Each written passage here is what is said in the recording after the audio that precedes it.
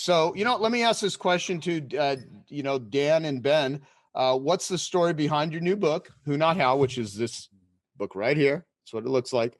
And what results can people expect when they implement, the ideas that are in Who Not How? You want to go first, Dan? Yeah, I'll go first. And first of all, everything in my life except where Babs is concerned starts with Joe Polish. So if you want to go back to the beginning, and I mean that. So Joe and I have really hit it off. We've been great friends for 23 years now, and I met him because Joe came into Strategic Coach, and we're not alike. We're very different. We're very different from each other, and but there's just a connection that was made immediately, and we do things in very different ways. But so the history of the book, it really has to do with knowing Joe and then joining Genius. I joined in 2011 and did the 25K. And then when the 100K became possible in 2016, I jumped up to Babs, and I do everything together. So we joined. But a little bit earlier, Joe had introduced me to Dean Jackson, and this was kind of like Dean and I just love talking together. So so we see each other in our workshops, strategic coach workshops. We see each other in Genius Network, and but the big thing is that we get together when Dean's in town. We get together for lunch, and we have two favorite French restaurants in Toronto where we meet. And I was thinking one day, and I'll tell you the background before Who Not How. First of all, Dean introduced me to Who Not How, but I introduced him to Adderall. And, and the conversations got better very, very quickly.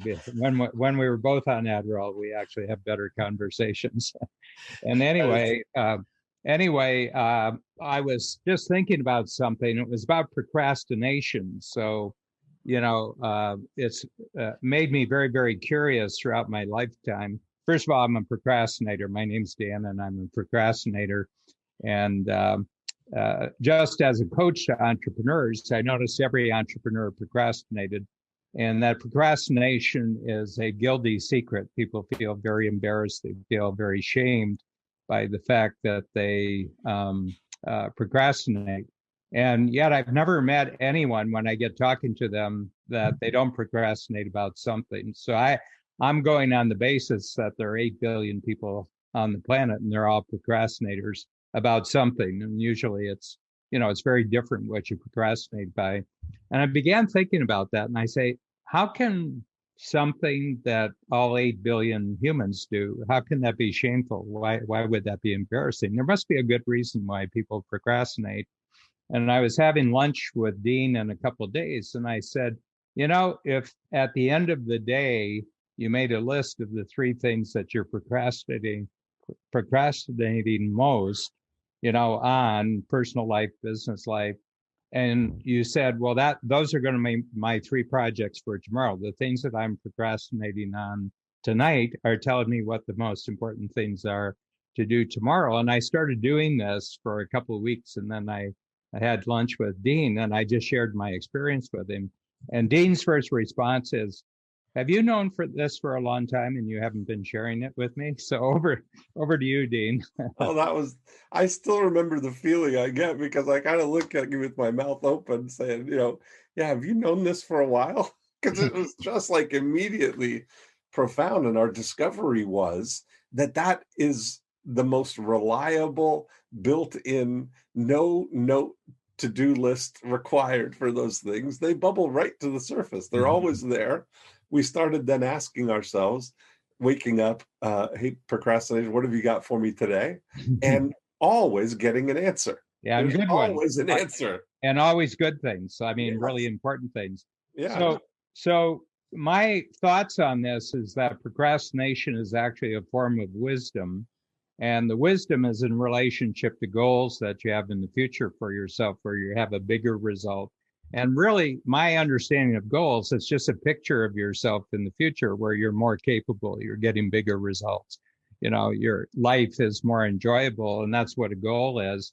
But by definition, since it's bigger and better than what you're doing now, you don't have the house to do it. So Dean came in. He came in one day and he said, I've got an interesting, you actually had a little diagram that you had actually done quite a number of years before that. I think it was an old diagram. And you said, I just want to show you a diagram, what the procrastination is telling you, that the goal is a good thing, but you're not the person to do the house. And instead of asking, how do I do what's necessary to achieve the goal? What you really need to do is, who is it who can actually do the house better than I can? And all I need to do is interest them in my goal and form a collaboration with them. And I said, boom, that's great. So right up front, and we do it in the book, and we do it on the Audible book. I want to pay, great compliment to Dean, because Dean was the one who triggered, but it kind of fit into a lot of things that we had been doing in Strategic Coach. And Dean was in his workshop right after that Saturday when he mentioned Who Not How. And I had him actually talk about it. And then I drew a diagram, and that became the basis of the whole Who Not How progress in Strategic Coach. And I happen to have, there's the original drawing from my illustration of it, that this is a timeline of times where you're at the top. Why are you doing something? Then you get a what could you do to meet that thing? Then the crossroads of, you either go down the path of how to do something, which takes all these units of time to learn how to do it. Then you still have to do it poorly, and then you get to done. Whereas if you take the fork in the road and find a who, they're going to bring the how with them, and you're already done, and you're on to the next what. You stay up in that who and what moving line. And you made a much more beautiful illustration. If you've ever seen episode 1 of The Simpsons, how poorly drawn and how there, but the essence of it was there, and now it's much more beautiful. So yeah. But the thing, Dean, and we've commented on this, that the moment that you mention this, especially to entrepreneurs, because you're,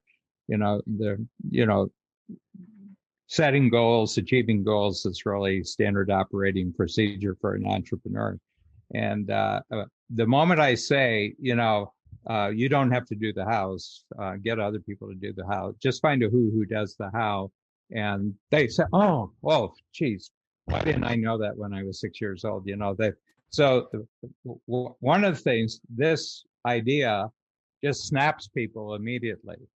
And I've been thinking about it, talk to you about it. I think we're giving them permission to do something they've always wanted to do, but right. they were educated out of it. My feeling is the educational system educates you out of using other who's. Mm-hmm. And it actually, in most of the educational system, if you use a who, it's called cheating.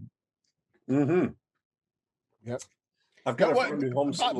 By the way, where's Ben Hardy? Like we have the guy who actually wrote the book. Where's this dude? I'm right here. How's it going, Joe? I will say something. Hey, got a copy of the book. I mean, you're the only doctor here, so tell everyone, give your version of all this, Ben. Sounds great. Yeah, I'm actually literally in Dallas, Texas right now with Dre Redfern. We're working on a launch we're doing. We got this like whiteboard full of all sorts of cool stuff. And Dre, of course, is someone I met in Genius Network. He's a who. And I recently reread the book Principles by Ray Dalio, and I forgot entirely that there was a deep section in that all about how the who is more important than the what. And that's kind of what I've realized, is that in your life, your results are produced by the people you're in a relationship with. And so once I started actually taking relationships more seriously, and rather than doing everything by myself, because like a lot of people, I was trained to think in terms of how. I spent all my time doing how. I got really good at learning. I got really good at doing how. And I could learn very quickly, and I could produce results very quickly, but I was still very limited by my own time capacity, my own ability to take on so much. And obviously with growing family, I needed to learn how to develop relationships. And so, yeah, a few years ago, I joined Genius Network and started, literally I met Dre, who's right here, at my first Genius Network meeting. And at the time, I was still just a young author. I had one employee and I had never done any huge launches, but literally within 3 months of meeting Dre, I did a launch that was 10 times bigger than anything I'd ever done because he's the right who. And so that's just the power of knowing the right who's. The who comes with the how. And one thing I love, just as a thought, because I've studied leadership so much, my PhD was in organizational psychology, is that there's so much research to back everything that Dan and Dean and all you guys teach. Like, true leaders don't tell people how to do their job. True leaders provide the vision. They provide the vision and why it's so important, and detail the vision so specifically that the right who comes. The right who comes, and they don't need to be micromanaged. Instead, they're just empowered to do the how. And that's what I loved about this project. So thanks to Dan for letting me write this book. And quick props to Tucker Max, because Tucker Max was really important for this book. One thing I just want to share about my side of the book, when I first heard Dan talk about this idea, I thought it was so powerful and inspiring that I wanted to do a major book on it. I had already done I'd already done Willpower Doesn't Work. I'd already been working on other books, but I really wanted to take Who Not How to another level, and I couldn't do it. I got stuck, and so ultimately I needed Tucker Max. But one of the things that Tucker Max, aside from helping us get the book deal, he helped me do is he helped me be the who. Because when I was writing this book, actually, I have a lot of respect for Dan Sullivan, and I was starting to write the wrong book. I was starting to try to write a book that Dan wanted me to write. And ultimately, Tucker helped me be the who. Tucker said, Ben, you're the who. You need to write the book that you would write. You're the who only. And Dan even told me the same thing. Ultimately, Tucker helped me to say, Ben, you're the only person that can write this book. And Dan's the same person. Dan said the same thing. He said, Ben, I'm not going to tell you how to write this book. I wouldn't even know how to tell you how to write this book, because you're the person who does those kind of things. And so it empowered me to take full responsibility of my how, and it helped me to become a better person. I think that's what relationships are all about. Hey, I hope you're enjoying this video, and I want to let you know that I have a new book that's come out, and if you'd like to get it absolutely free, there's a link below in the description, or you can wait till the end of this video, or you can simply go to joesfreebook.com and you can get a copy there. So, here's what I've noticed a lot. There's a lot of people that want to go out and meet individuals so that they can get what it is they want. And I think all of us, and when I say all of us, I mean me, you, Ben, Dan, and Dean, we're very collaborative. We're very reciprocal type individuals. And I think that is, not only has that allowed me to build so many relationships, but also it's relationships with the right people. Have I developed and been a giver to the wrong people? Certainly. I mean, we invest time, we invest money, we invest energy. I mean, all of us are, those are the things that we can spend. And I joined Strategic Coach 23 years ago because I wanted to get my life together. I heard, Dan talking about these things called free days, and I didn't know very many entrepreneurs that took free days. And I certainly, being a complete workaholic, couldn't even comprehend the concept of free days. Now, I'm taking next year as a sabbatical and having a company that's going to be run by a bunch of who's, right? Because my Genius Network members are going to run Genius Network while I'm on a 1-year sabbatical. Now, what I learned over the years, and this is where it's crystallized in this book. I mean, I think it's taken this many years for this to really be, crystallized in such an important piece of work. And Daryl Sutherland, who's actually on the line, I'm going to walk away for just a second. And Daryl 3D printed this domino. And, at last year's Genius Network annual event, I gave everyone a domino, and I said, write down the people, the projects, the books, the things that have been dominoes for you, where it started a whole process. And I'll reference certain things at times, but this book in this concept, I hope today is a first domino for many of you that are watching. Even if you know Dan, even if you know Ben, even if you know me and Dean, I want you to think about, how do you need to start looking at how you do work? I think the way that most people do work doesn't work. And even though at times in my life I've had, a multi-million-dollar business and stuff, there's been many years where just the way I was doing it was not the right way, and how much time and energy I squandered trying to learn how to do stuff, when if I just would have made a slight switch and asked myself the question, not how do I do this, but who can do this for me? And I operated with my already built in reciprocal collaborative nature. Many people aren't very collaborative. And so this is really a collaboration. And so I want to ask, like, I wrote a Hey, list. Joe, can I quickly throw one thought in? Yeah. I just want to say that there's a full chapter in this book breaking down what Joe is talking about. There's a full chapter in this book about how about how Joe does relationships. Because the thing that Joe always asks is what's in it for them. And so like when we were creating this book, or when I was writing it, because I was coming at it from like, it's not all about me. We wrote it in a way that it was a win-win for everyone. Like that's part of, I think, collaboration is it's not all about you. It's how can you do something so that the pie gets bigger for everyone. And so I just think that you actually teach how to do that better than anyone I know. And so that's why there's a whole chapter of this book dedicated to how you personally do relationships. And so I just want to say that mindset going in is the reason why most people can't create collaborations, is because they're always thinking about what's in it for me. Yeah. And I think if you come at it in what's in it for the other person, then you can create something that's much bigger than what would have been in it for you in the first place. Yeah. Joe, can I add something to Ben's? First of all, because I'd probably been looking for someone like Ben for about 25 years. So I'm a writer, and I was a copywriter at a big ad agency before I started coaching in 1974. So I'm 46 years in coaching. And over the years, I've written books, but they're just for the people inside the program. And I have a particular voice that I use, and the books are quite small, not beyond 60 pages. And they have lots of cartoons in them, and we do audio, we do video on it. But I'd never done a major market book with where I had real skills, major market skills. And so it was my very first 100K meeting with, and Ben was there, and I did the who, not how diagram on the whiteboard. And he came up to me, he said, if you ever want to go major market with this book, I'd love to do it. And I said, yeah, I would. And I said, I've actually been looking for someone like you for a long time. I love your writing style. I love your psychological insights. You have a lot of knowledge about testing that's been done, research that's been done that kind of support a lot of the stuff that we're doing. And so we started, but we didn't have a publisher, and Ben's publisher and his agent, this wasn't the book they were looking for from him right off the bat.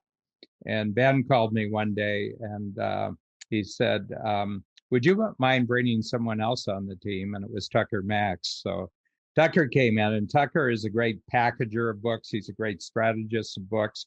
And the other thing is he's got his legal degree more or less in publishing law, and so he's a good guy to have on your side of the table when you're negotiating things. Joe had a session on publishing, and so Ben was there, and Tucker was there, but Reed Tracy from Hay House was there, and he talked about the business of publishing. And so I introduced myself to Reed, and he says, I know who you are, but you have a reputation that you're not interested in going major market. But he said, I really like your stuff. And long story short, Ben and Tucker and Reed got together, and they put together a deal for this book. Now, I should tell you, Ben talks about making that a win-win. So I've got a rule, Babs and I have a rule. We only make money one way. We only make money with the Strategic Coach program. So I don't have any other businesses. I'm not invested in any other businesses. And I don't accept money from any other source, because it tells our team that this is always number one. We have right now we have a team of about 110 team members. We're in 3 countries. So I'm very monogamous in relationship to my company. I don't have affairs. I don't have dates or anything else. I just have one business. So I said to Ben first, and then Tucker, I said, look, all the money that this book or any other book that we do together, all the money goes to you. It goes to Reed as the publisher. And then Ben, you get all the money, and you can have anybody on the team you want, but you're going to get all the money for the book. So if it sells 1 million copies and you get an advance, a big advance, and you get all the royalties. All the money's yours because we make our money from people reading the book and signing up for a strategic coach. So to me, I want this to be, a great. And so we did that, and we talked to Tucker about it. And I said, Tucker, all the money stays on your side of the line. Now, Tucker got me aside and he said, you're unusual, because he says, usually people want to be an author and they need the money because they want to be where you are, but you're already there. And this is your first book, but you're already where other people want to get to by being an author and going out and talking. And so one of the things for collaboration, you have to have total cash confidence. In other words, you don't need the money. I don't need any of the money and it looks like we got 10 books in 10 years, and this is Tucker's great value as he's been negotiating. And if they sell 10 million books and, it makes $50 million, that money stays on the other side. I don't want any of that money because if we're selling that many books, we're going to have that many signups for a strategic coach. So one of the big principles, most people aren't cash confident enough to actually collaborate. They have to think about the money right now. I don't have to think about any of the money here. We know how to make money, and even in a very unusual year like this year, we're fine. We're fine. We have great reserves, and we've gone virtual, so our future has opened up because of this year. So I just want to get that in, Joe, that a lot of people just can't be collaborative because they don't have any cash confidence. Yeah, totally.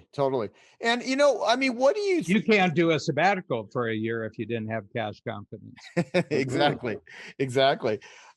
You in Coach, you've talked about two attitudes that entrepreneurs need to have.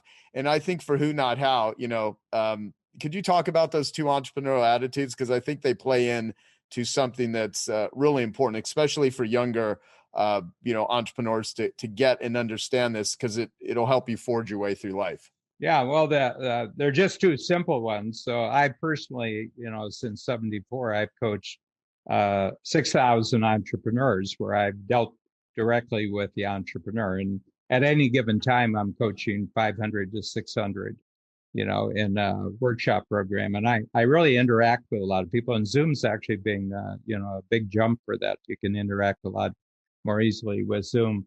And but I said that when you decide to become an entrepreneur, you're making two fundamental decisions. And if you haven't made these decisions, you're not really an entrepreneur. The first one is that I will depend entirely on my own abilities for my financial security. Okay. And most people in the world can't do that. They need someone to give them a job and guarantee their financial security. Entrepreneurs depart. And I have to tell you, it's only 5% of the population, adult population in the world that ever makes that decision. And the other decision is I will expect no opportunity until I first create value. So you have to lead with that. You have to be the first one to create the value. You can't say, somebody give me an opportunity. There's the attitude among a lot of people, I would become an entrepreneur if the government would give me a forgivable loan. Mm-hmm. Yeah. And there's a ton of that. So, here's the thing too. You said something which I've repeated a million times. I say it all the time. That early on, this was probably 22 years ago. I think I heard you say this, where we're in a conversation and you said, all money earned ethically is a byproduct of value creation. And when it comes to developing relationships and finding who's, if you want to have a lot of who's in your life, just be really useful, just be really grateful, be generous and be helpful. And if you can produce a result for somebody, produce the result. Don't talk about producing the result. You don't build a great reputation by talking about what you're going to do. You build a great reputation by actually doing stuff.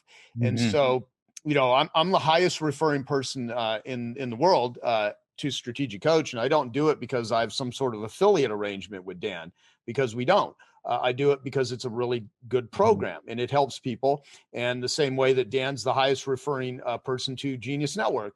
And that's what a collaboration is. Whereas in my experience, a lot of people, they think that there's like this limited supply of usefulness that they have, and they're the ones that hold it. And God forbid, don't tell someone else about someone else's useful, book or program or whatever. I mean, yeah, we are telling you to go buy this book and read it and share it, because I know that this book will be helpful to the entrepreneurs that actually do read it and utilize it.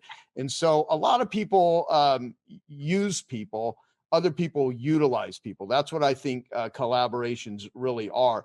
And so I want to, Joe, can you give the little two-step when somebody can't decide between Genius Network or Strategic Coach? We have a little two-step routine that we do. Yeah, both of us. So if someone asked me, which program should I join? Should it be Genius Network or Strategic Coach? Now, the real answer is you should do both, because they both, reinforce each other. But I always say join Strategic Coach, because I don't want to be in a position where I'm ever having to pit one thing against the other, because they're all really useful. Because I know if people go to Strategic Coach, they're going to bring back a really good Genius Network member to me, because Strategic Coach does a great job with helping people identify their unique abilities, getting their skills and life together, building a unique ability team, creating a self-managing company. And so whenever I can send people or my clients into something that's going to make them a better client, they're not a better person, they're going to come back to me as a better client. Now, will every one of them? No, but that's the way it works. And and Dan does the same exact Yeah, well, I say, first of all, you're probably just a really good salesperson, but you're not a great marketer, and you have to be a great marketer to even have a sale these days. So go and spend time with Joe and become a greater marketer, and after that, the price of Strategic Coach will just be an instant decision. Then you'll come in and because a lot of entrepreneurs are really, really good salespeople, but the world the way it is, it's getting harder and harder to be in front of someone to actually sell, and that requires marketing. It's a whole other skill in the marketplace is marketing. You can sell when you're in front of someone, but can you get in front of someone? I write a lot. Actually, when I was 70, I said, what a really neat project would be is to write 100 books in 100 quarters, okay? And they're small books. Anyone who's seen our books, they're about 60 pages. And I'm just trying to think, Barnes & Noble was one of the big stores. I can't think of, what was the other? Borders. Borders had a survey of ebooks, and so ebooks for the first time actually gave publishers a way of measuring when someone started a book, how far did they get in the book? How much, if you bought a book, you got a best-selling book, but hardly anybody's read more than 10% of the book, okay? And so what they discovered is that if a book is over 200 pages, 3% finish the book. This is nonfiction. This is not fiction. Fiction, if it's a good story, everybody finishes the book. Mm-hmm. And then if it's 100 pages, only 10% of people finish the book. But if it's less than 60 pages or less, 80% of the people finish the book. So I said, I'll just write books that are copy-wise less than 60 pages. And a lot of people, if they have a book they've been working on for 20 years and it's got 25 chapters, they would have been better to produce 25 little books. Yeah. Take a chapter, make it a book. Take a chapter, make it a book. And especially for entrepreneurs, because you're not writing the books for the money. You make your money with your business. The books are a marketing strategy. So I've done that. In 30 quarters, I've written 30 books. And what it does, and I didn't realize the value of doing that, but it gave when a capability like Ben came along, and I met him at my very first 100K meeting. Yeah. And Ben came over and he had a break and he sat down with me and he said, I notice you write a lot of books, but you don't write for the popular market. And I said, I, you know, if it's not finished in 90 days, it's not going to work with me, you know. So I don't take on any project I can't finish in 90 days, you know, like I just fall off a cliff after 90 days. And I'm sure not going to attend any meetings, and I'm sure not going to deal with a publisher. And he said, well, I know how to do that. And he's got a great style. I mean, he just has a beautiful, beautiful public reader style, major market style. So when he sat down, something clicked in my brain, and I said, I think this is good. And I think, I don't even know if it was a handshake. I don't even know if You we brought got... me an impact filter the next morning. yeah, and I Here's kind of success. said, yeah. And, but the way we did it, and this is a way of thinking about 10 times, how we put the collaboration together, because you couldn't hire Ben. There's no way of hiring Ben, okay? You can't get this kind of talent by hiring them, okay? And we don't have that kind of talent inside the company, what we're looking for right here.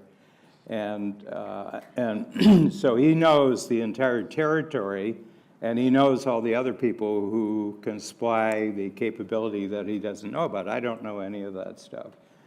So what I realized is that at the level we were operating with Ben, and then the other great collaborator on the project is Tucker Max. And Tucker, you know, Tucker is just, Tucker is the map maker for the publishing world. He really knows his stuff.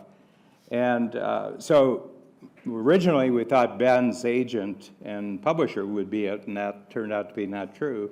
So we were at a Genius Network meeting, and Joe had it on publishing, and Ben was there because for obvious reasons, and Tucker was there for obvious reasons, but Reed Tracy from Hay House was there.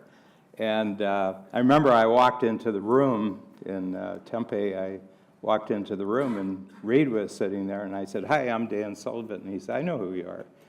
And he said, you know, and he introduced himself, and he said, I followed your stuff for years, but you don't write major market books. And I said, well, that might change. And so Tucker and Ben took Reed out that night, and they essentially had the deal by the end of dinner for one book.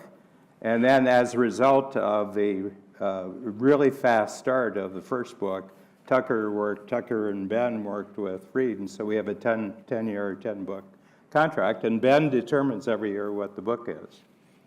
Yeah. Yeah, I think one. No, but I want to tell you this. So people say, well, what's the financial deal? And I said, well, with a book, there's an advance and there's royalties. And they said, so how do you split it? And I said, well, it's really easy. I have a really easy split. It's called 100% zero. So Ben gets all the money forever. Ben gets all the money for the book. And people say, you're giving away all the money? And I says, what money?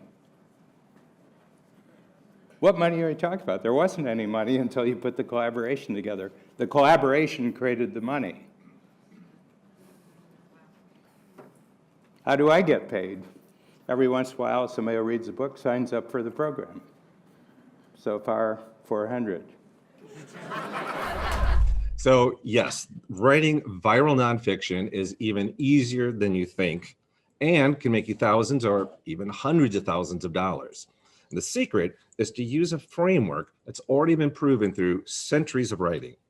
The 3E method, as discussed in our soon-to-be-released book, not only uses that proven framework, but incorporates the important psychological principles of know, like, and trust.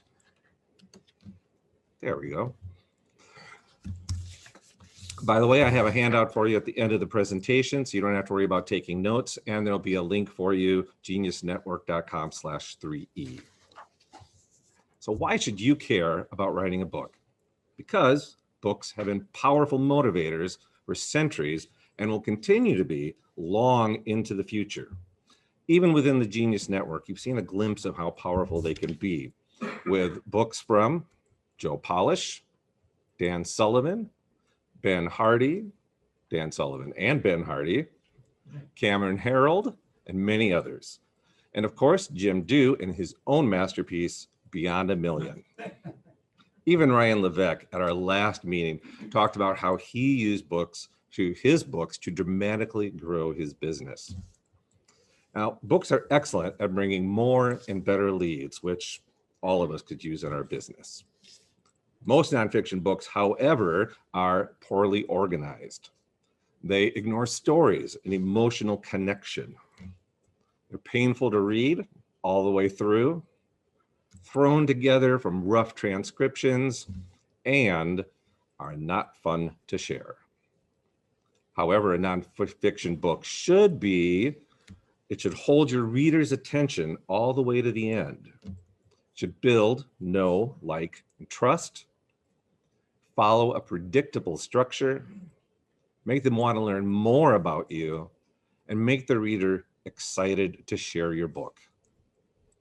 I'm about to reveal a strategy formed from over 12 years of best-selling publishing and years of top-ranking sales experience. It follows proven strategies from psychology, sales, and education. I used to be a science teacher, a high school teacher for 10 years. Here are the 3 core elements for creating nonfiction. The first E is emotion.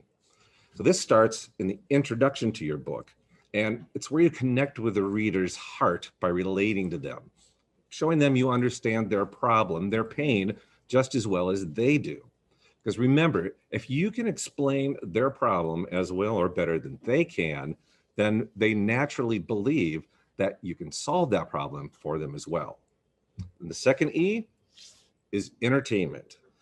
Entertainment is all about story. Your story, your customer stories, examples, and so on. Stories are powerful, as you heard in Jim's talk earlier, super powerful in some cases. Story starts before you start teaching because your reader first needs to know and like you before they can trust you. The book also follows an award-winning story arc that starts at the beginning of your book, builds tension throughout, and then finishes with an emotional bang that sets your reader into action. The third E is education. Now, most books, nonfiction books, only focus on education. But if you skip the know and like stages, how on earth do you get them to trust you? And you know what they call a book that's only education? A textbook. How many people here really like to read a textbook? So people buy your book because they want to learn, but they read your book because of your story, because you've shown that you understand their problem. Now, don't worry about writing all of this down because it's in your handout.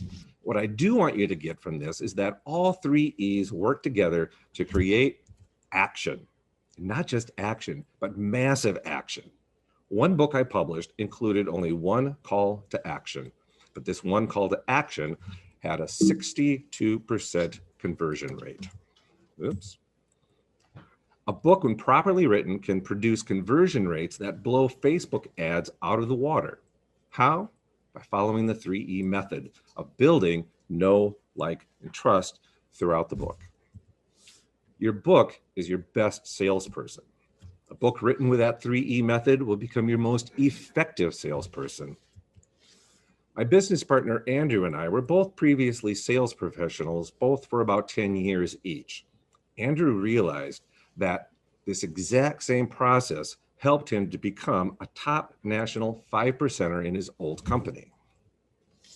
Imagine having thousands of salespeople on your team working one-on-one with your prospect. They're available 24/7, so your dream client can wake up in the middle of the night and start connecting on their phone, or simply open your book that engages them from the first page. And they never show up late for work, unprepared, or hungover. So can you imagine the selling power if you sold even 1,000 books? But to achieve any of this, you first need to use all 3 steps of the 3E method. Emotion, which gets your reader to know you and let them know that you know them. Entertainment, so your reader comes to like you through your shared story, and education, so your reader trusts you and sees you as an expert. When all three of these E's are connected in the correct order, your reader will be much more likely to take action. For many published authors, their book has resulted in multiple millions of dollars worth of happy readers eager to do business with them. One of the authors that we worked with went on to make close to $1 million in 1 year solely from his book and its content. We came up with an ingenious way to partner with a large university. Andrew and I are almost done with our own book, Hook, Line, and Book, a story structure that catches customers and never lets them go. In this book, not only do we go into more detail about using the 3E method, we also give away our entire proven system for writing books created from years of book publishing and salesmanship. We also wrote it to be the perfect example of how to incorporate the 3 E's into a powerfully effective book. And for Genius Network members, just send an email to me at chris@conversionpublishing.com, and I'll make sure that you get a free ebook version and a special bonus to go with it. Now, every one of us has a book inside of us, a book that will impact others.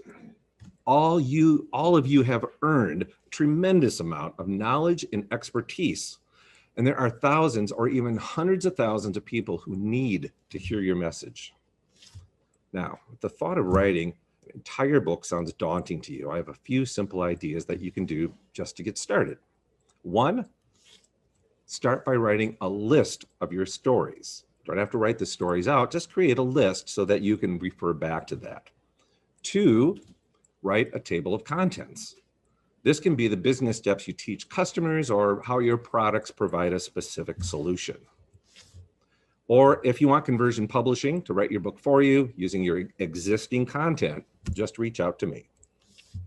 We all have excuses for why we can't write a book yet. This was Martin Pistorius. Martin was like any other boy, playing and loving life until he was 12 years old. And when he was 12 years old, he lost all voluntary motor control and fell into a vegetative state for 3 years. He began regaining consciousness around 16, but it was 3 more years before he gained full consciousness. And even then, remained completely paralyzed except for his eyes. He was unable to communicate with anyone until his caregiver noticed that he was responding to her with his eyes.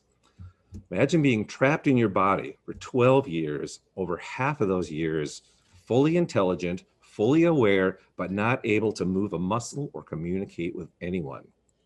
Eventually, he was able to communicate again and slowly regained his strength. And then he met a woman and had a son and wrote a book. And to be a little vulnerable with you, I actually did cry when I read this book because it is a powerful story. So, what will it take for you to start writing your own book? Who of you has come to after a very rough night, looked up at a friend, heard the friend go, "Oh, you're breathing," and not even sounding that happy? Nobody. Okay, well, good. I can't say the same. It was the morning after my 26th birthday, which I told all of my friends, which is to say all the people I did drugs with, to gather at a bar. And I said, don't bring me a present unless it's drugs. But drug addicts are not known for their listening skills or their present giving abilities. So nobody even listened to me except one friend, my friend Drew. And he comes up to me and he's like, I have your present. It's in the bathroom. I stole it from my roommate. And I think we can all agree it's better when a present isn't stolen, right? But I was not in a position to be picky. So I knew what he meant. I go into the bathroom, I see like 2 lines of cocaine, and I take the dollar bill that I always had rolled up in my back pocket, and I snort the lines, and immediately I'm like, the world, it's not like it goes upside down or sideways, but it's like, remember Rubik's Cubes? It was like it was being violently twisted by a demonic 9-year-old. I was suddenly like, oh my God, whoa. And I felt like I couldn't talk and I couldn't move, but I was standing and I was wide awake. So I was like, okay. So I did what felt like the most logical thing, which is like, I look in the back of the bar and I just make a beeline. And in the back, there's this parking lot. And in the parking lot, there's a dumpster. And this, by the way, is the cover of one of my recent books because I wrote about this experience in the book. And the dumpster was not on fire, but I was like a dumpster fire at this point in my life. And I go and I lie down next to the dumpster and I just kind of, that's how I spent my 26th birthday. And people would come out and be like, happy birthday. And no one seemed surprised that that's how I was spending my birthday. And at the end of the night, I don't really remember this, but I guess 2 friends took me, put me in their car, and put me on their couch. And that's how I came to the next morning with my friend saying, oh, you're breathing, and not sounding that happy about it. Now, that would have been that. But a funny thing happened. In fact, a few funny things. One, I realized I was an addict, and I got sober. I went to rehab. And that was November 19th. It'll be 19 years ago. I haven't had a drug or a drink since. Thank you. But the really interesting thing is I wrote a book about it. Now that book, Party Girl, happened to come out at a time when like Paris Hilton and Lindsay Lohan and all of these girls were making headlines for being party girls. So I started getting asked to go on TV to talk about the party girl phenomenon. That's a phenomenon, as it turns out. So I go on Fox News, and then I go on the Today Show, and then I was on television hundreds of times over the next 10 years, talking about the party girl phenomenon, writing articles about it. And it just blew my mind that my only expertise was in rolling up dollar bills and snorting drugs through them. I was good at that, but I had no expertise in any other thing. And so then I realized what could happen when you wrote a book. And so then I ended up, and as Joe said in the intro, I ended up writing 7 more, including one with him. Now, I said, when I started going on TV all the time, I said to my TV agent, like, this is ridiculous. I mean, talk about imposter syndrome. Should I go get a degree? Like, shouldn't I get like a master's in psychology or something? Because I'm going on, they're picking me over doctors to go on. And he looked at me like I was crazy. And he's like, a degree? Why would you need a degree? You have a book. And that's when I realized books really are the new degrees. And this is how I know this. This is where I went to college. Beautiful Trinity College, Hartford, Connecticut. We were talking about it last night. It's a lovely school. It's called a Little Ivy.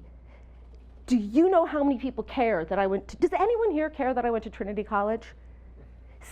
Oh, that's very sweet, Jason, but really nobody cares that I went to Trinity College. Do you want to know how many people I meet who care that I have written 8 books and that one is a New York Times bestseller? Kind of like everybody I meet. And I'm not the only person this is true for. I did a story for Entrepreneur Magazine about entrepreneurs whose lives changed as a result of writing their books. Now, Sheryl Sandberg, great example. Mark Zuckerberg's number 2. Then she writes Lean In, and suddenly she's like the spokesperson for women worldwide, and like Lean In groups are launching everywhere. And then there's James Altucher, like kind of a random investor, entrepreneur guy, writes this book, Choose Yourself, self-publishes. It sells 45,000 copies in its first month. And suddenly, he's like everywhere with his crazy hair. And then there's someone you know, J.J. Virgin, 4-time New York Times best-selling author. So I spoke to her for that article, and she said to me, if people read my books, they'll buy my products. We have a relationship. They just took you into their bedroom or their bathroom. Yeah, I mean, it's true, they do. They feel like they know you. And then someone else you know, I spoke to Cameron for that story, and we talked about double. You told me, I didn't even really want to write a book. I just wanted to increase my speaking fees. And they went from $15,000. I'm sure they're way more now, but they went to $30,000 after that book came out. But you said to me something I thought was even more interesting, which is I'll run across people sharing my ideas every day on social media. That wouldn't have happened without my books. So, as it turns out, a crazy thing has happened. Authors, like the writers, the butt of every joke, we have become the celebrities today. We're the ones that are on red carpets and signing books and with our names on marquees. I mean, how did this happen? Like when I moved to Hollywood 20 years ago, the joke was, if you want to make sure you get nowhere in Hollywood, make sure you sleep with the writer. Like the writer has no power. So what has happened? I think that it's like we live in this insta-fame society where you can get famous. If you make a video of yourself sobbing, "Leave Britney alone," who remembers this guy? 4 million views in 2 days. That guy became famous. He's now a porn star. I didn't even know that. Right. So anybody can get famous for anything. And so it's very exciting. So authors are kind of the only ones with credibility anymore. But the problem is that traditional publishing is completely broken. I know this because I did 6 books with HarperCollins. And I watched my book deals go from, my final book deal was for $2,000. That means I probably lost about like $50,000 in terms of the time I spent working on it. These days, 3 in 10,000 book proposals written sell to traditional publishers. 3 in 10,000. And those that do sell, the publishers don't do anything. What they do is they pick like 1 or 2 books a season. They put all the marketing, all the energy behind that. It's always the low-hanging fruit too. And then they leave the others to sort of flail in the wind. And I know this because I was one of the flailers. But I see this as a really good thing because the gatekeepers are gone. We don't need those people anymore. Anybody who has a story to tell can tell it. And any business person who is not telling it through a book is missing out on the most crucial aspect of their marketing. But there is another thing I've realized, and that is what we share in those books is so important. I have found that when I share those things that my biggest struggles, those things I'm most ashamed of, those things that have been the greatest lessons, that's when the true freedom comes. Because it's like I get emails every day. I've been really vocal about my recovery for day one. And I get emails all the time telling me I would never have come forward if it hadn't been for you, if I hadn't read this thing you wrote, if I hadn't seen this thing you said. And I'm not saying it to brag, I'm saying it because this is what happens when we put our ideas into books. And there's another thing. I have done I have done therapy since I was 16. I have done 12 steps since the year 2000. I have done EMDR trauma therapy. I have done everything. I even do all that like crazy shit that Joe always talks about, the floating and the freezing and the like everything. I wrote a story for Psychology Today about trying cryotherapy as a treatment for depression. I kind of think it worked too. But my point is I have never found the kind of freedom I have found from sharing about my struggles in a book is greater than any of that. So all you have to do to find your book is ask yourself 2 questions. 1, what are my audience's pain points? It's a secret, write it down. And 2, what lights up my soul? Find those 2 things and you have your answer. Now, this is what James Altucher told me when I spoke to him for this story. I wanted people to know how hard it is to fail, to confess mistakes in a world where everyone pretends to be perfect.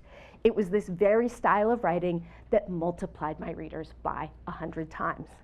So that is my message to you. Figure out your story, share your story, let it launch you to a new level, possibly save a life, and it might even be your own.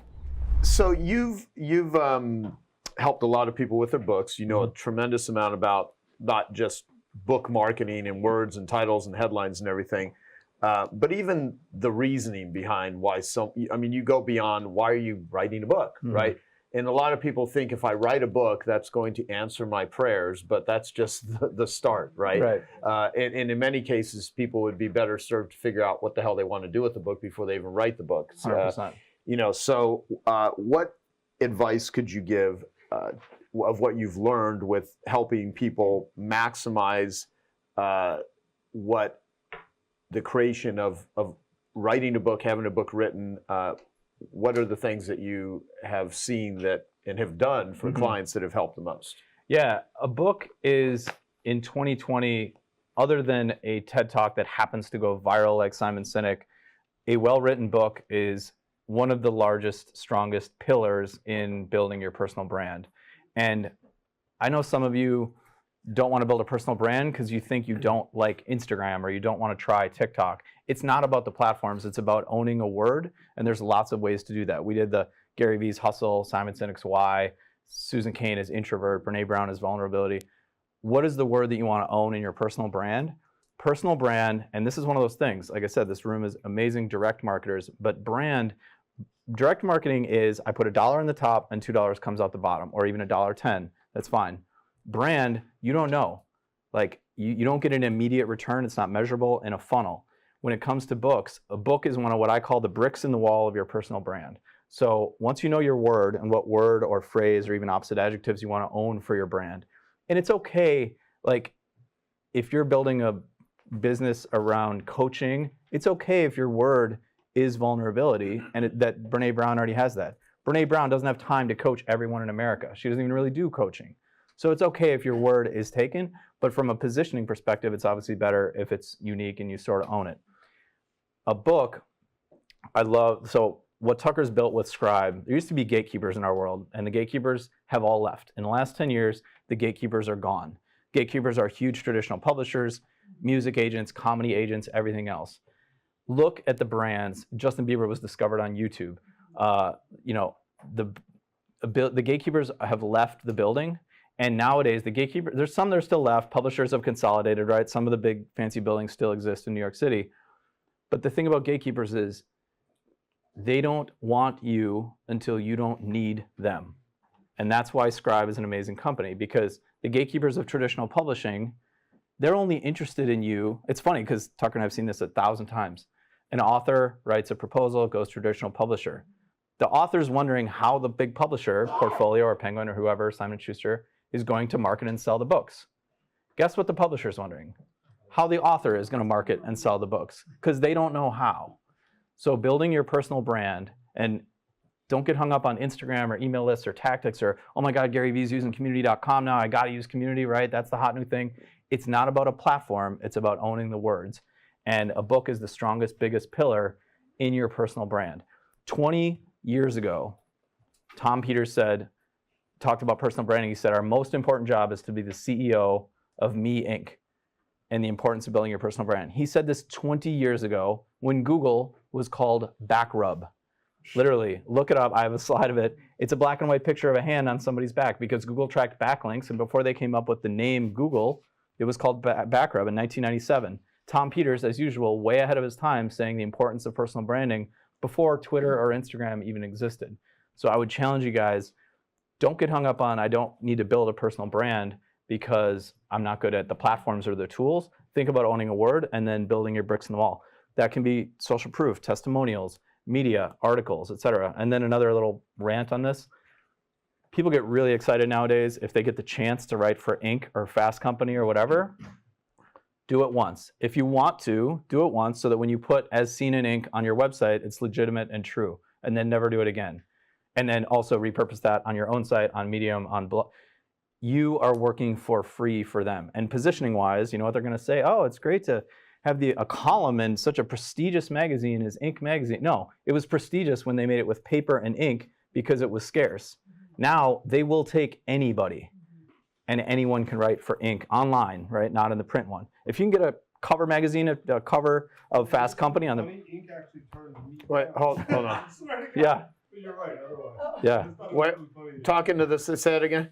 This ink turned me down. For Colin. Yeah. Truly. Yeah. I mean, that's how ridiculous. But I'm the only one. I'm the only person I know who's tried to get one that got turned down. Yeah, because only me. Yeah, 100%. Like you are just you are creating electricity for their engine to work. When you're in a clicks and page views business, they need content to run ads against and content against. There's no scarcity. It's the same as Amazon selling books. Like, you can sell as many as you want. So any of you can publish a book on how to stand on your head and drink water at the same time. And there's no gatekeeper at Amazon. You can publish it.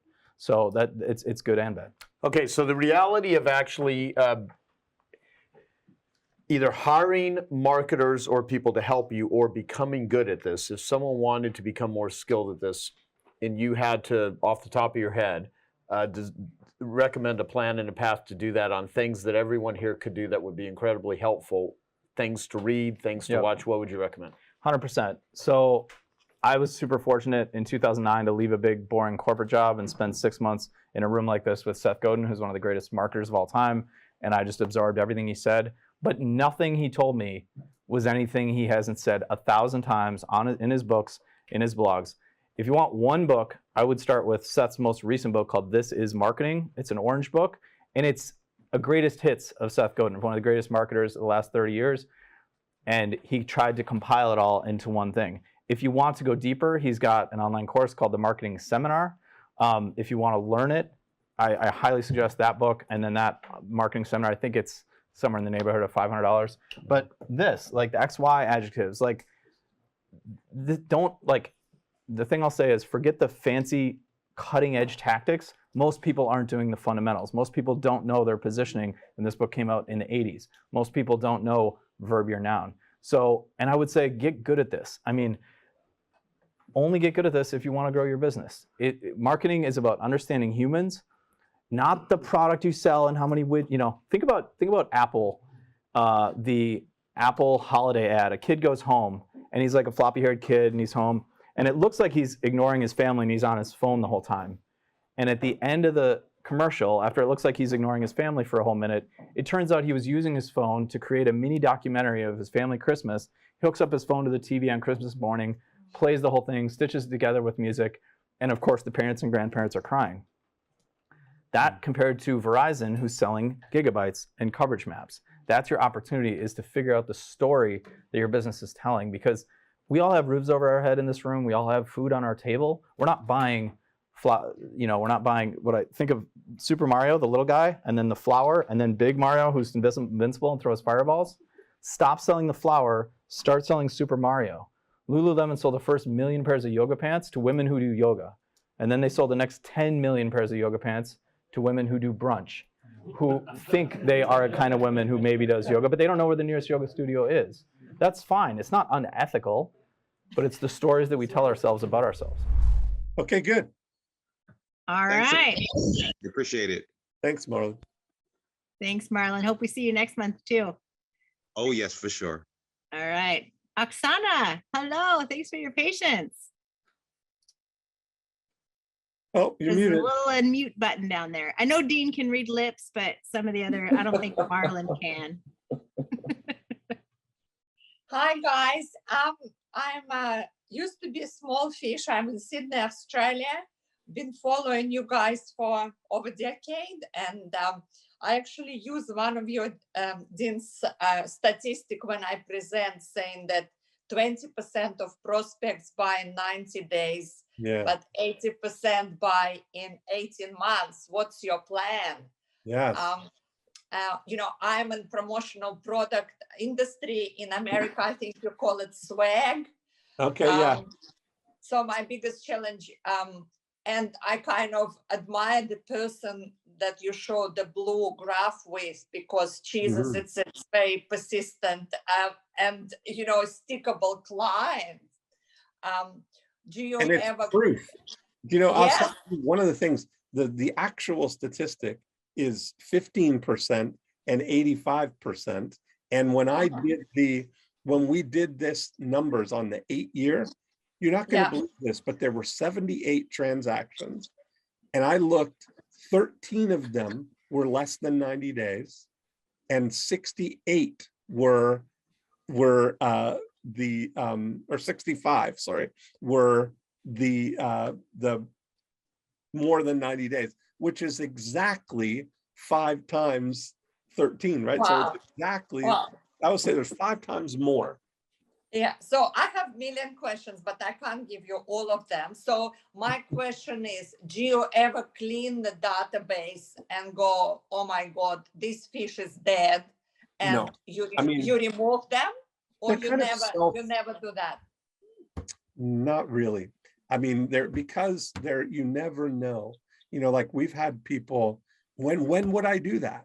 When would I do that? Like we look at, I just said yesterday, I just started a lead conversion workshop that I do. And I had a gentleman on who's been on my list for 10 years. And it was the first time that that he came out. So where would I cut him off? After 3 years, after 2 years? Yeah, but would you manage, they did not engage with you? Let's say they did not open email for 6 months, then you go delete them. If they're not interacting, if they're not raising the hand. And another question, 3 emails a week. Wow, what's the subscribe rate? Do people get unsubscribed because you're too much for them? They beg for more. They wish we would do more emails, because that's the thing is I'm not selling.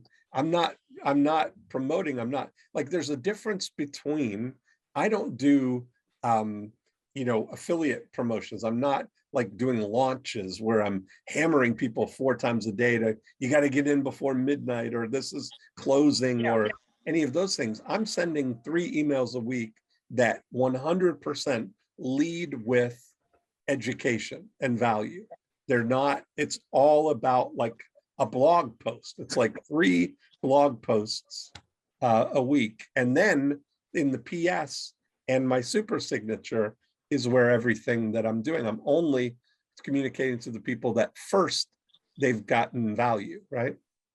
Yeah, so you don't do hook, jab, like Gary Vee saying. No, I do. And I've talked with Gary about this, that the thing, I think that the only 2 time frames are now and not now. And it's okay if it's not now, because I give people every day the opportunity for it to be now. Every email that I send contains at the bottom of it, plus whenever you're ready, here's 4 ways I can help you. It doesn't have to be today. Yeah. But that's anchored. Yeah. Yeah. And last one, how would you call the book if you were in a position of selling swag? Yeah. Because swag is just, it's not the thing. The thing is what swag does.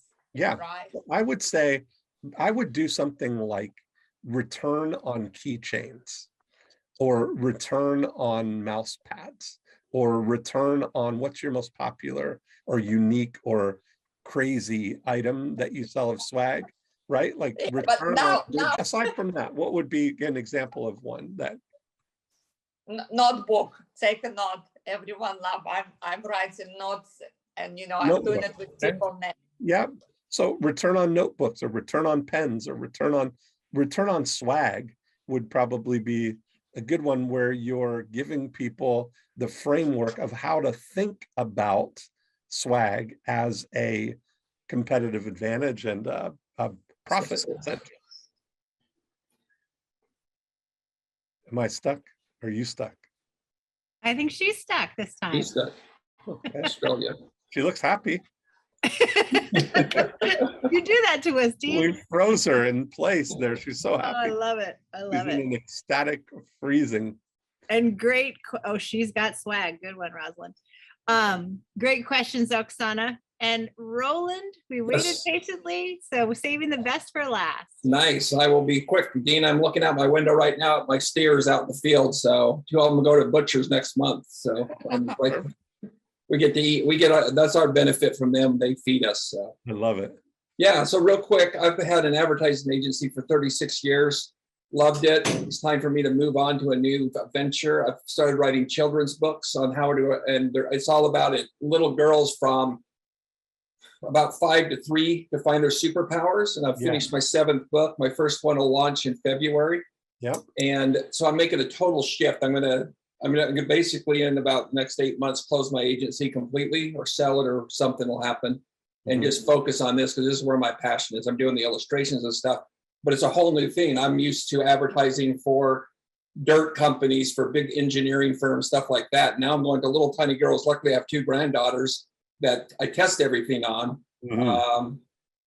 But that's where my passion is to let them have their superpower so they can take it into adulthood. Because I see so many people come, and I'm sure that you see it all the time. They have hangups that happened when they were 4, or things that happened when they were 8 years old that they're carrying in their 50s. So I want to be able to help them with that. And wow, amazing. So I'm not sure where to go with it. I got some great titles because I was just listening to, I wish I could remember his name, but he did the Eat the Frog First. Yes, Yeah, and it changed everything for that book. He sold millions of them because of the title. Yeah. Yeah, you get the title of a book right. I mean, it's worth spending the time and the energy and the thought. It's a lot of people think, what a good simple sounding book title just rolls off the tongue, but it's anything but that. I mean, yeah, my first one is I'm not a princess, I'm a superhero. And so it's all going to be around her finding her superpowers, how her grandma helps her, etc. So I just need to know where to go. I've got about 70 posts ready to go because I've listened to Joe at a lot of conferences, and so I've been following it. And so I just packed them up. So as soon as it turns on, I can just start flipping them out. But I don't have a giant email list yet because I don't think an 80-year-old engineer is going to be excited about it. But maybe. Right. Well, that's the thing, is you got to figure out what's going to be, what is your audience? What's the thing that they're going to want? Yeah. And you can't, the biggest thing that you want to do is not try and have people think a new thought. You can't understand, you can't give them an inside joke, or you can't give them something that they're going to unpack once they know something. You have to only know what they know. That's where, when you look at the title, it has to make sense in their world, right?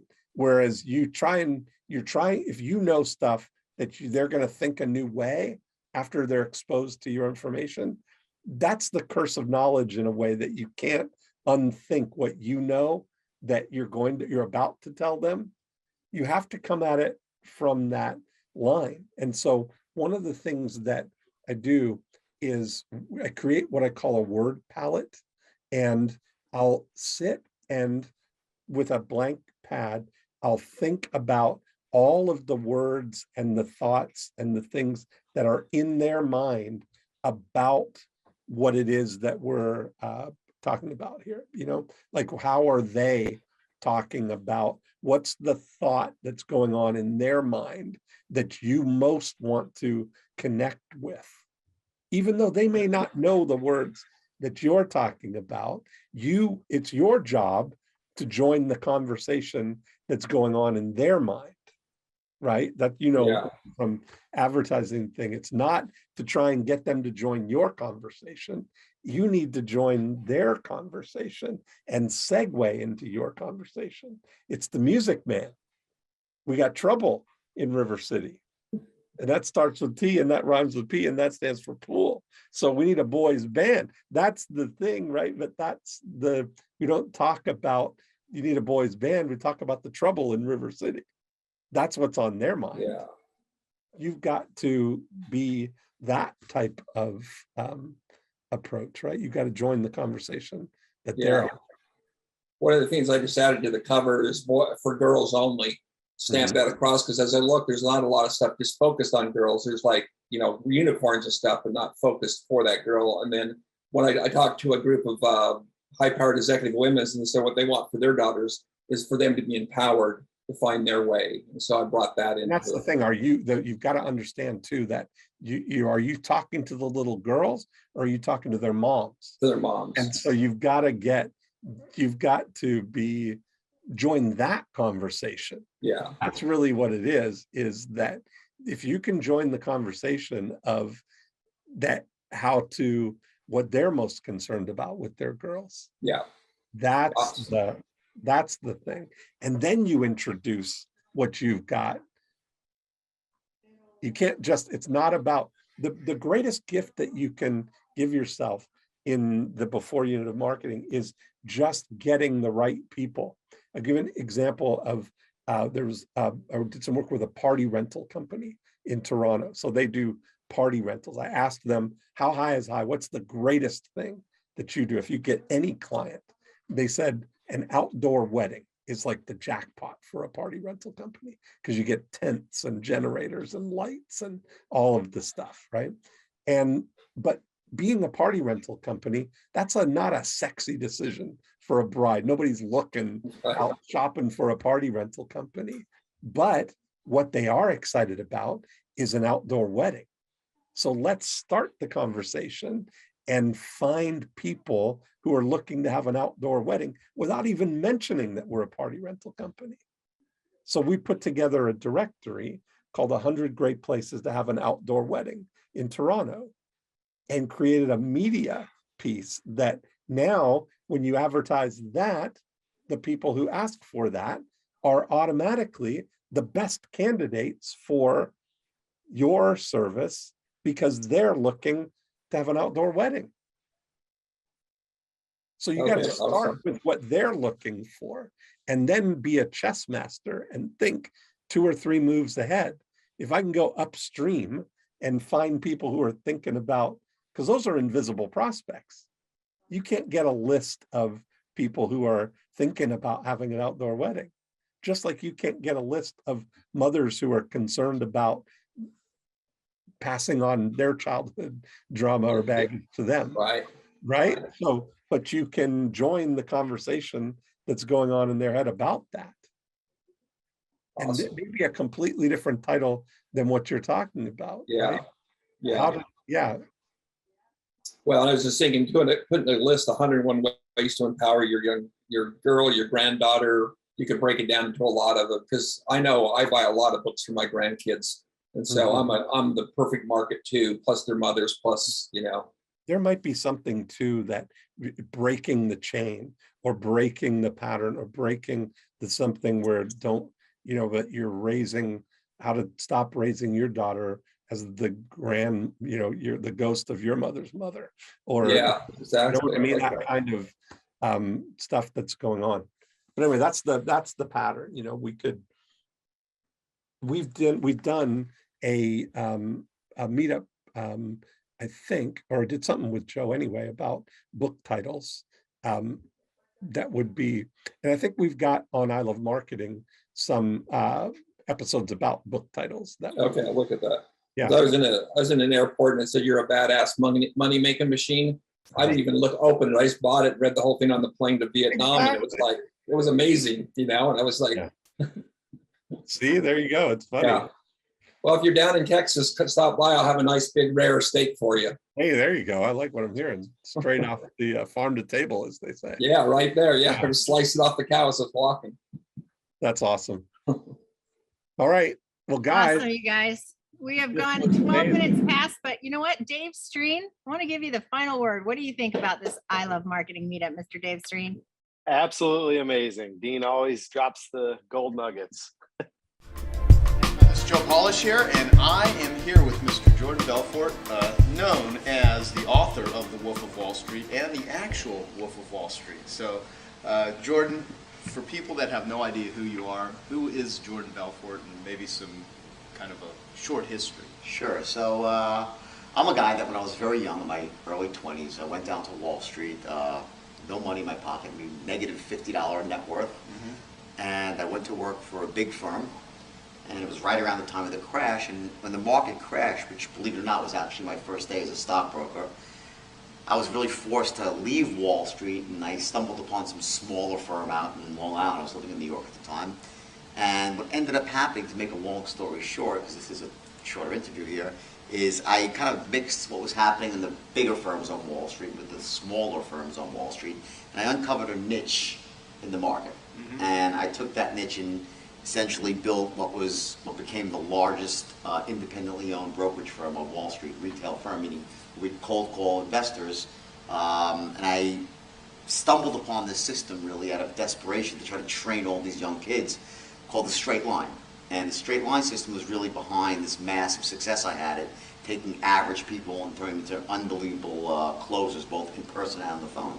So the problem with the wolf came into play was when I sort of lost my ethics along the way and became this sort of ravenous, greed-fueled animal, which is not that uncommon on Wall Street, unfortunately, but it's no excuse. And went out there and I ended up, manipulating some stocks and having to do 22 months in jail and start again, essentially. But I'd made, a couple of $100 million along the way and had this wild life. And when I was in jail, I went through this sort of cleansing process, and I ended up writing this book right here, The Wolf of Wall Street, which is my nickname was The Wolf. Right. And as soon as the book was published, it became a bidding war between Leonardo DiCaprio and Brad Pitt. So I sold the book to Leonardo DiCaprio and Marty Scorsese. And there's a big movie coming out next year about my life and times on Wall Street. Well, now, the book is fascinating. It's entertaining, and, it even says here, I partied like a rock star and lived like a king. I mean, how much of this is real versus exaggerated in the book?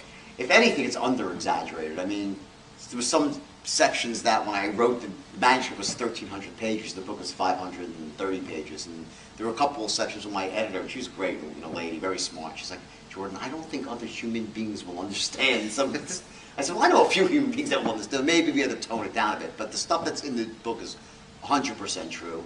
Some of the dates are changed around just to support the narrative, but the book is 100% fact.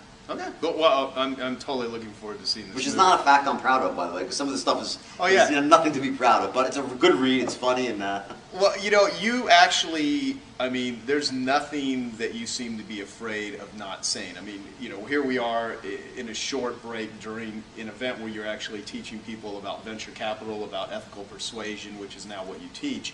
And I mean, you're pretty explicit, and you seem to not have a real concern or fear of what people are going to think, and you want to just tell the truth. I mean, I think a lot of people, they're dirt if they have any, and most people do. They're very protective about it, whereas you just kind of put it out there. Was it being in jail that put you at that point, or were you always that way? On some level, I was always that way. I was never really embarrassed about the decisions that I made. But in terms of, when it started with writing this book, I knew that unless I really came clean with my story, that A, the press would skewer me, because my life before the book was a very public affair. Both my rise and my fall was well documented. So if I tried to sort of, let's say, dumb down what I had done, or kind of gloss over and not really admit what I had done, I think the book would have been far, let's say, less well received. And I think also that to really paint the picture, both on the good side and the bad side, my goal when I wrote the book was to essentially bring the reader into the story. And to do that, you have to be very descriptive. You rely a lot on dialogue. So I wanted to give people a flavor of what it was like to be in the head of the space I was in. In other words, the book is written in the voice, not today's voice, but the voice that was playing inside my head in 1989, 1990. So that voice sometimes is a disturbing voice. It's a funny voice, for sure, ironic, self-serving, and sometimes despicable. Right. So I knew that when I wrote this book, I had to put it out there. And in terms of the way I am now, I think that my life serves on one side of the equation as a cautionary tale, to know what I had done wrong and the price I paid for it. And on the other side, I think in the more important side, in terms of the stuff that we do, in terms of mentoring people and coaching people and helping people achieve wealth and success, the bottom line is that the strategies that I use, that most successful people use, when they're watered down, filtered down, and diluted, they just don't work.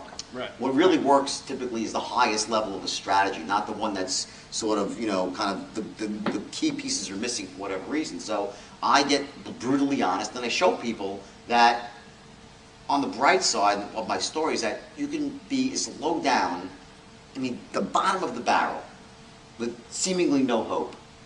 And when people look at my life and they see what happened, I was at the bottom and I came back stronger than ever, it gives them hope for their own lives, to know that no matter how low they've fallen, how long they've sunk on the totem pole of life, of relationships, of money, of self-respect, as long as you're willing to put one foot in front of the other and take a step forward, another step forward, and follow some simple, proven rules that yield success, that yield wealth, and do it in a way that has integrity and ethics versus what I really missed the first time was not the ethics and integrity. If you do it right and put one foot in front of it, use strategies, you can achieve massively no matter where you are. Gotcha. Well, now is Wall Street predominantly? I mean, how ethical is Wall Street? Let me back up and even have you define what is an ethical way of running a business? Because you now teach ethical persuasion, but I'd love to hear the Jordan Belfort definition of ethics. I mean, what does that even mean to you?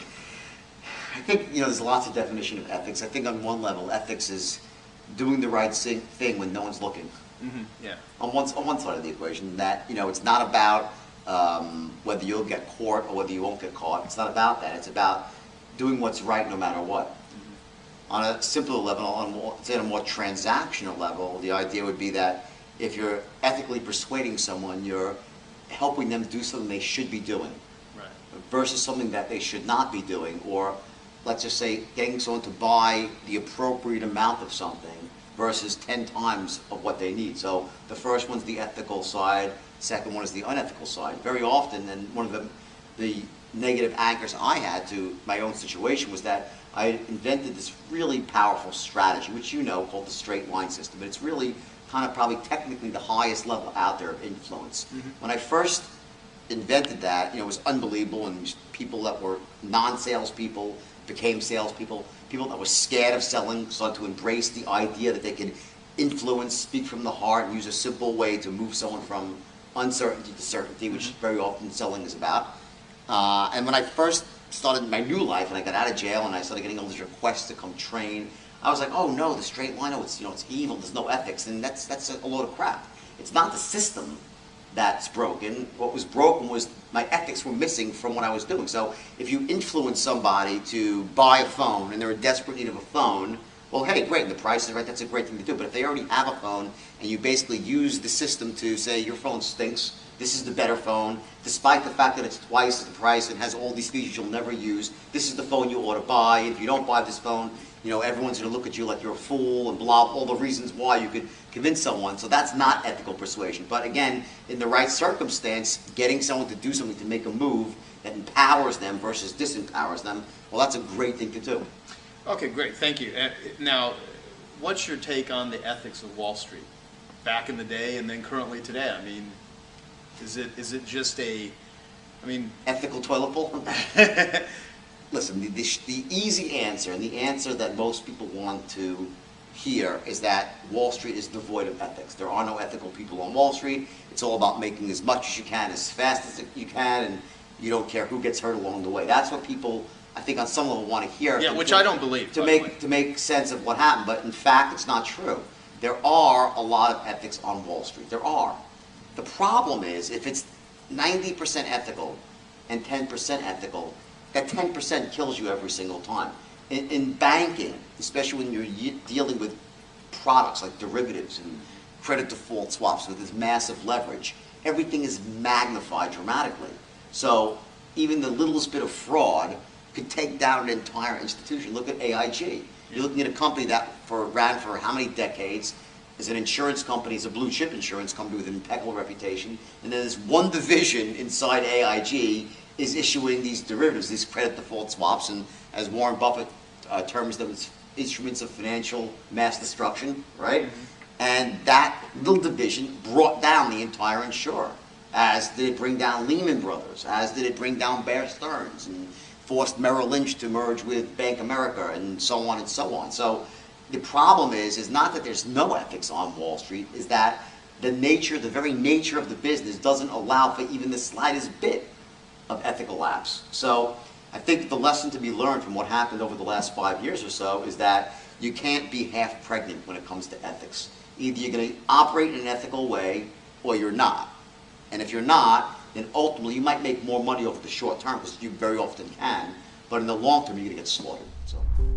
Okay, I hope you found that video awesome and useful. So if you want to get a free copy of my book, I want you to click here. And if you want to watch some more videos that'll be useful and awesome, click here. Go ahead. They're over here. Do it now. Come on. Thank you. Watch them.